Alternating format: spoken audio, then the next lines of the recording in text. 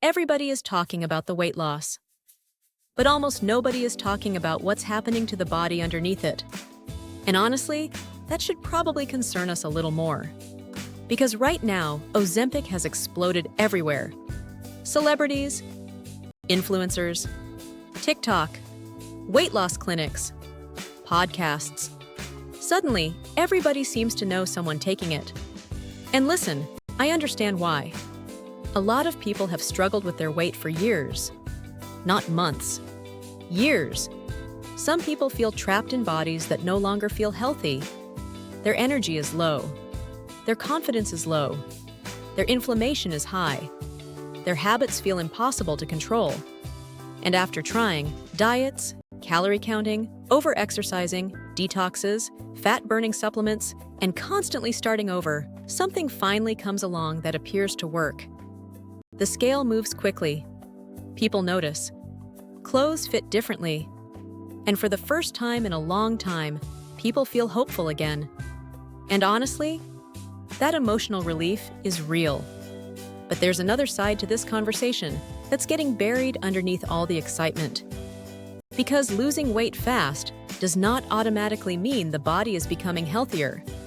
And that's the part almost nobody wants to slow down long enough to talk about. Your body is not just designed to become smaller. Your body is designed to function, to regulate itself, to adapt, to survive. And when you chemically suppress appetite, the body notices that too. One of the biggest things people are now realizing is that many people on Ozempic aren't just losing fat, they're also losing muscle. And muscle loss matters way more than most people think. Because muscle isn't just about looking toned. Muscle affects metabolism, blood sugar regulation, hormones, strength, energy, stability, aging, and overall long-term health, especially as we get older. So yes, someone may become thinner very quickly, but if they're also becoming weaker, more exhausted, more nutrient-depleted, more fragile, and less metabolically healthy underneath, then we need to ask a harder question. What are we actually chasing? Health or thinness? Because modern culture has blurred those two things together so aggressively that many people can no longer tell the difference. And honestly, I think that's dangerous. Now let me be clear about something too. Eating less is not automatically unhealthy. Some people fast intentionally and feel amazing doing it. Some people drink more water, eat more nutrient-dense foods, move their body properly, and naturally become less hungry. That's not the issue. The issue is when appetite is being chemically suppressed, while the body is still active, stressed, undermuscled, undernourished, and trying to function without enough support. That's a completely different conversation. Because your body still has biological needs. Even if your appetite disappears, your body still needs protein, minerals, vitamins, hydration, healthy fats, fiber, and actual nourishment. And if someone is eating dramatically less food while also feeling nauseous, exhausted, or unable to properly nourish themselves, the body adapts the best it can. But eventually, the cracks start showing up. Low energy, weakness, brain fog, digestive issues, hair loss, feeling cold all the time, mood changes, hormonal imbalances, and for some people, a strange feeling of not even recognizing themselves anymore. Because rapid physical change affects people emotionally too, especially when someone spent years tying their worth to their weight.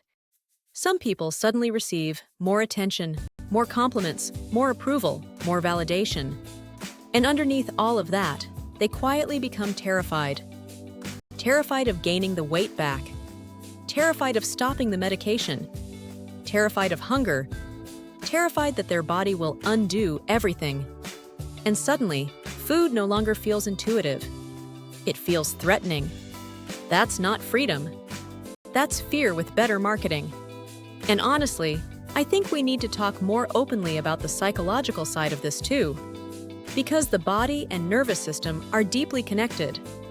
When people dramatically alter food intake, digestion, hunger cues, blood sugar, and metabolism, it can affect mood, sleep, energy, stress levels, and emotional regulation too. And some people end up in this strange situation where they technically lost weight, but still don't actually feel healthy, or strong, or energized. And I think that's the deeper issue here. Somewhere along the way, health became confused with shrinking.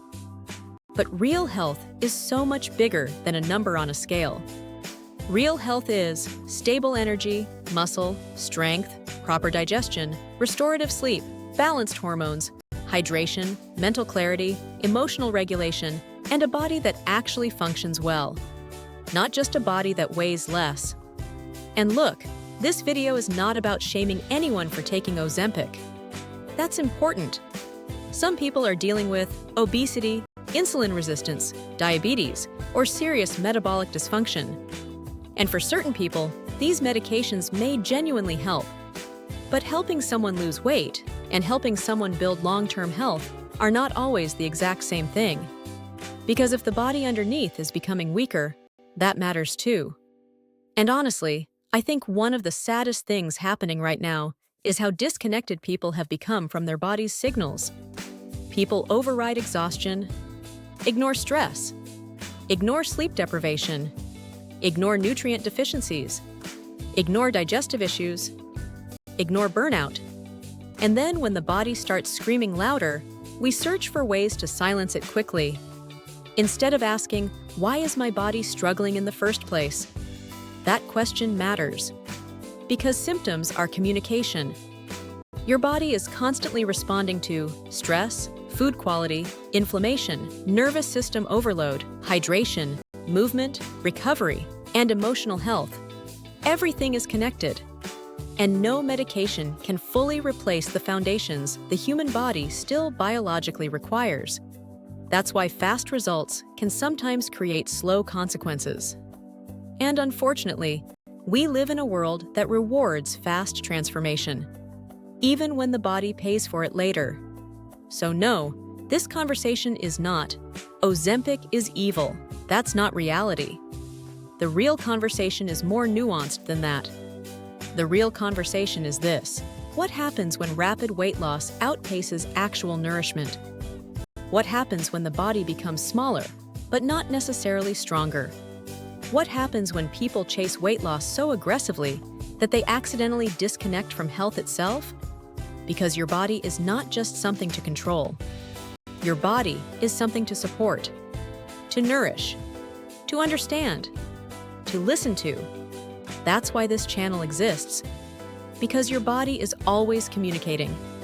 The question is whether we're paying attention or just trying to force it into silence. So if you're currently taking Ozempic, don't ignore your body while chasing the number on the scale. Pay attention to your energy, your strength, your digestion, your sleep, your mood, your muscle, and whether you actually feel healthier underneath it all.